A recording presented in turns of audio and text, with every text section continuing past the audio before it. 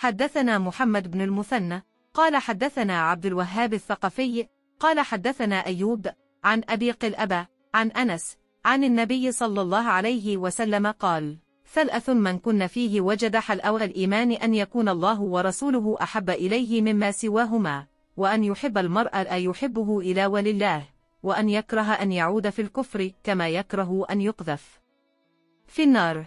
हज़रत अनस रज़ी अल्लाह अन्हु से रवायत है कि आप सल्लल्लाहु अलैहि वसल्लम ने फरमाया, 3 खसलतें ऐसी हैं कि जिसमें ये पैदा हो जाएं, उसने ईमान की मिठास को पा लिया। अव्वल ये कि अल्लाह और उसका रसूल उसके नज़दीक सबसे ज़्यादा महबूब बन जाएं।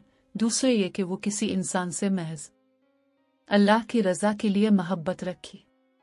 तीसरे ये कि वो कुफ्र में वापस लौटने को ऐसा बुरा जाने जैसा कि आग में डाले जाने को बुरा जानता है।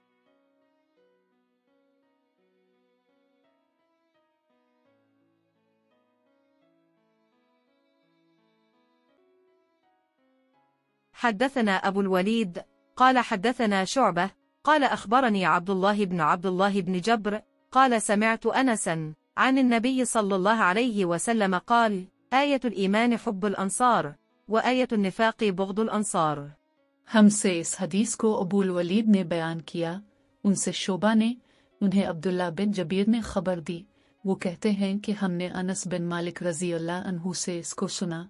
वो रसूल अल्लाह सल्लल्लाहु अलैहि वसल्लम से रवायत करते हैं कि आप सल्लल्लाहु अलैहि वसल्लम ने फरमाया, अंसार से मोहब्बत रखना ईमान की निशानी है और अंसार से कीना रखना निफाक की निशानी है।